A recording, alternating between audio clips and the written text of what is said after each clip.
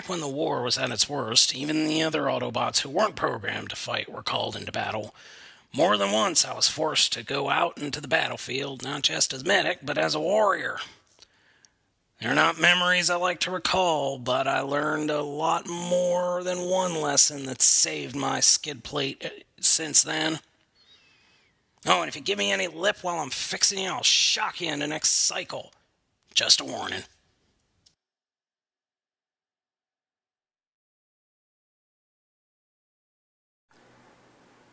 Starting off with this review, I want to show you the vehicle mode. Now, I realize that the packaging is in robot mode. I'm not really sure why, but I think it has to do something with the fact that the vehicle mode is actually pretty tall and pretty wide. So packaging the toy in robot mode makes sense. First thing we're going to do is zoom out here a little bit and compare the vehicle mode to the previous vehicle mode. As you can see, the new Cybertron mode is actually significantly larger than the ambulance mode. And to be honest, a little better detailed and a little brighter in the white coloring and black, but the red is a much more muted red as opposed to here. Of course, on this figure, we've got two different colors of red because we've got different plastics. Got a brighter red here, bright red here, bright red here, darker reds here. Thankfully on the newer figure, all of the reds are pretty much the same color. There might be a little bit of difference between the hood and what are the treads, but not too bad. My only complaint with the vehicle mode is the hollowness under here. I can understand that, given the way the transformation works, but being able to do that to the vehicle mode is kind of dumb. Anyway, so both of these guys have pretty similar transformations. It is interesting to see how the transformations work. So, just for a refresher, let's go ahead and transform the original mode. Just do it pretty quickly here for you. So you pretty much just swing the legs down, pop the back up, swing the arms out. I'm doing it really sloppily, I know. Extend the arms, and the head auto pops out once you collapse the backpack down. So, there we go. Ratchet, Earth mode Ratchet, that is. So, let's go ahead and transform this guy. To start, we're going to come under here and just unpeg these parts and just kind of fold them back down, fold that down. So rotate that around, fold that down. Make sure that the hole bits are pointed in. Then we can come around and flip out the feet that are hidden in the treads. So we're going to take this whole section and rotate it up. Now that frees out the ability to swing the arms out, but it also swings this up. You take these front treads, point them down, and then they will peg into this red peg, which is very, very nice. Then we'll take this part and just push it down until it doesn't snap into place, it just sits there. And then we will move the camera. Next, and this is a little bit weird, so we'll take these and actually pop them off. These will go over the fists later. Come back here and just unpeg these back parts. And just kind of fold them down a little bit. And you just fold the fist out, swing it around like that. There's a reason for that, and I'll show you that in a second. So do the same thing over here. Then take the whole back and fold it down. Just, it doesn't really snap into place. Fold the head up, and then line these up anyway like this so that the little opening is pointed up. Just fold it in. It'll actually go right nicely in that spot. And just kind of fold the arms down, rotate the little lifeline symbol pad, shoulder pads up, and here we have Cybertronian mode Ratchet. And here we have post-war Earth mode Ratchet. And as you can see, you've got a buff chest and a tubby little belly. So, both figures, I have to say, I'm really fond of.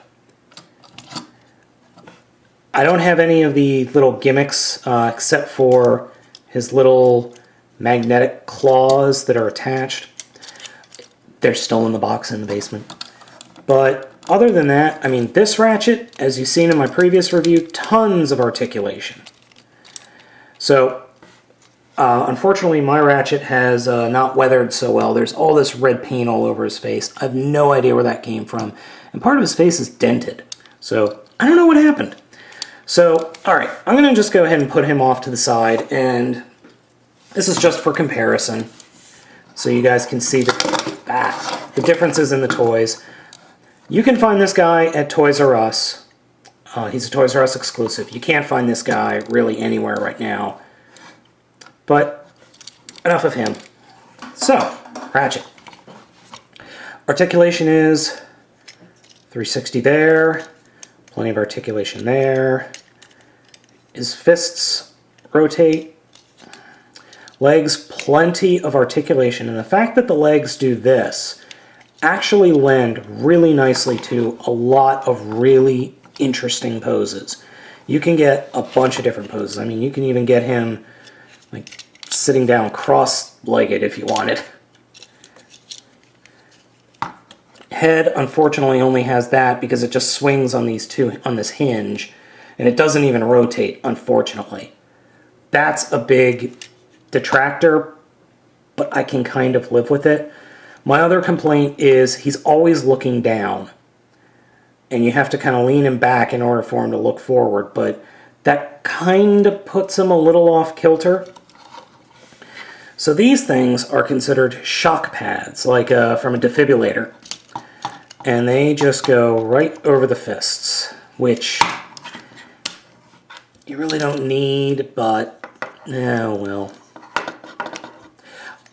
Again, spot for the EMP generator. It's roughly the same size. It does fit. It just doesn't fit all that well on my figure. He has a gimmick on his right hand, which is a punching gimmick. You just push, and his fist will extend maybe a quarter of an inch. To be honest, I really didn't need this. I don't think this is necessary in the least bit. What I would probably do is, if I got a hold of another Ratchet, push the pins out, and then swap. Like, take the other Ratchet, take this arm. Well, you really can't. I don't know what to do with this. I'm sure someone like Frenzy Rumble could figure it out, but maybe I'll just chop this off and then fast glue it. I really don't need this little punching gimmick. It's kind of dumb. But he is actually a really nice figure. I thought that the white was off and it didn't look right, but after looking at the original Ratchet, it looks a lot better. I'm sure some customizers out there are going to paint the hell out of this guy. He has a little bit of light piping in the eyes, as you can see in the back, but it really doesn't add anything. Actually, hold on, let me check. Yeah, he does have light piping. It's very little, but it's not much. I really love this touch of clear blue. I really like that. I think it's really nice, especially in vehicle mode. It really adds to the vehicle. Also, I've noticed on the shelf, this figure looks really nice. Even next to some of the RTF or other figures, this is a really nice looking figure. Similar to the RC, but I have to say I like this one a little better. It just has a more dynamic pose statically. The RC figure looks really good if you can get her in a charging sword form or sword slashing. Ratchet looks good just standing still, even with the shock pads. I don't particularly care for the shock pads, but I understand why they're there.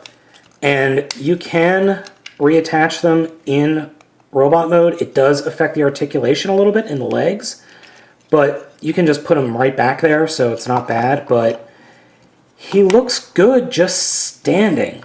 I mean, you really don't need to do much to him to make him look pretty good, to make him look good. Again, he does have a little bit in the way of top heaviness, but just standing, he looks nice. I mean, he's definitely worth the $13 at Toys R Us. If you see him, I would pick him up. I really would. If you had to choose between him and RC, I didn't have to choose, so I got both of them. But if you have to choose, I would say that this guy looks better on the shelves to me, but RC is the only RC toy I can think of that actually exists. So it's your call, but if you can get this guy, I would. I really would. His transformation's nice. His vehicle mode is interesting. I didn't think it would be. I found that I actually do like it. And his robot mode is surprisingly solid. There are little quality control issues, just little flecks here and there, some excess from the runners, little weird paint blotches on the back here, and all of that can be fixed. So there are a little bit of negatives to this guy, but on the whole, he is a figure worth owning.